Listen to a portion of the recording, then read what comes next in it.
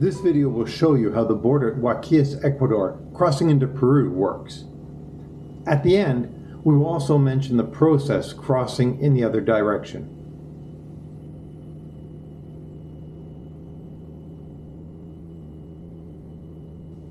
Here we are on E50, immediately south of downtown Huaquillas. As we approach the border, you want to watch for that large white cylinder.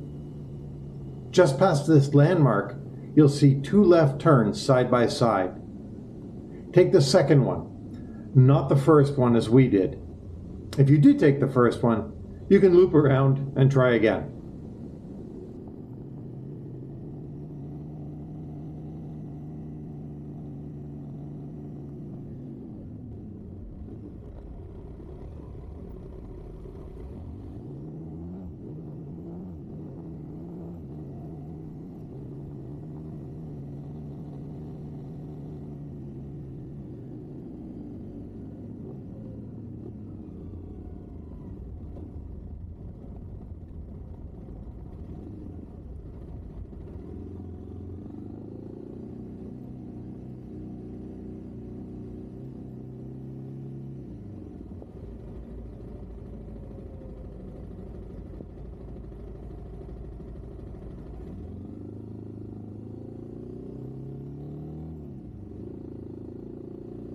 Aim for the second of the four blue buildings.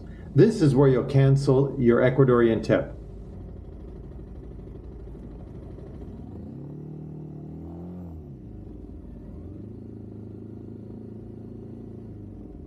Watch for this sign. All you will need to present is your Ecuadorian tip document. The document will be stamped and kept. Take a photo of the stamped document for your records if you like. All right, so at this location, the only thing you do is cancel your tip. Now we've got to go 4 more kilometers towards Peru, and that's apparently where we get our passports stamped out, and then we do all the entry stuff to get into Peru. Let's see. Head back out onto the road and continue to Peru.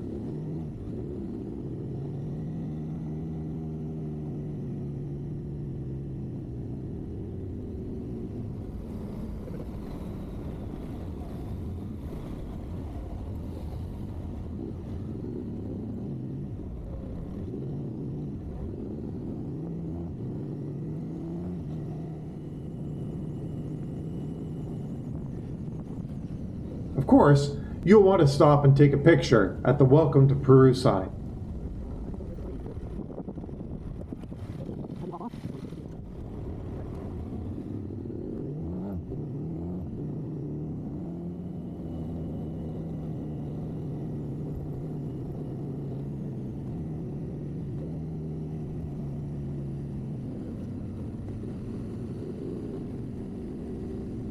I'm not sure what this checkpoint is controlling, but the guy asked if we had canceled our tip.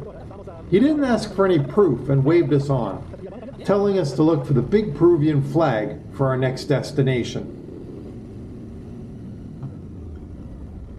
Confusingly, this building has a sign for immigration control exiting Ecuador, but it's not where the big flag is, so don't stop here. If you can't see the big flag, aim for the big white cylinder. You'll end up 5 kilometers from where you canceled your tip. As you'll see in a minute, it's best to park down by the 4th building, not here. There is just one office where you get both stamped out of Ecuador and stamped into Peru, and it is located between buildings 2 and 3 under the glass canopy. Now, despite being permitted in Peru for up to 183 days in a year, and despite our asking, we were only given 90 days. We were told we could get up to the remaining 93 days, but only if we exit the country and come back, which is a little inconvenient given the land borders to exit Peru are located at the extreme ends of the country, over 1,900 kilometers apart from one another. Next on the list is to get the temporary vehicle import permit for Peru. For that, you will need to go to the 4th building, and that's the place you'll want to park your vehicle because the customs agent will likely want to come out and cite your VIN. They only ask to see our vehicle ownership documents and passports. Double check your documents to make sure all the information is correct. They mistyped Angela's license plate and had to redo her paperwork. Now, if you've been paying attention, and based on our experience, it would seem possible to leave Ecuador without closing out your tip there. Why would you do that? Well, given the fine for overstaying your Ecuadorian tip is about $460 per day, and given we were told that overstaying your tip by a significant amount could result in your vehicle being seized, it seems possible that one could avoid this problem by just not closing off the tip. While this seems like it'd be easy to do at this border crossing, the best advice would be to not overstay your tip. The next step is to walk back to near where the big flag and cylinder are to buy your mandatory insurance, referred to as SOAT. Here are the prices as of February 2025.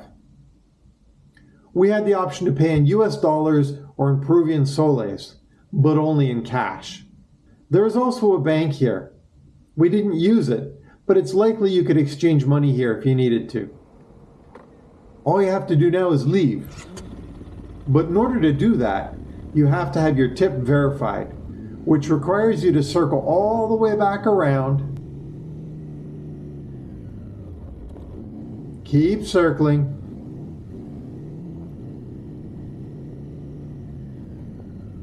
Keep going. And stop here, under the overhang at building number 3. No matter who comes up and talks to you, the old guy is the boss, and he's the one that will check your tip, even though it doesn't seem like he can see very well.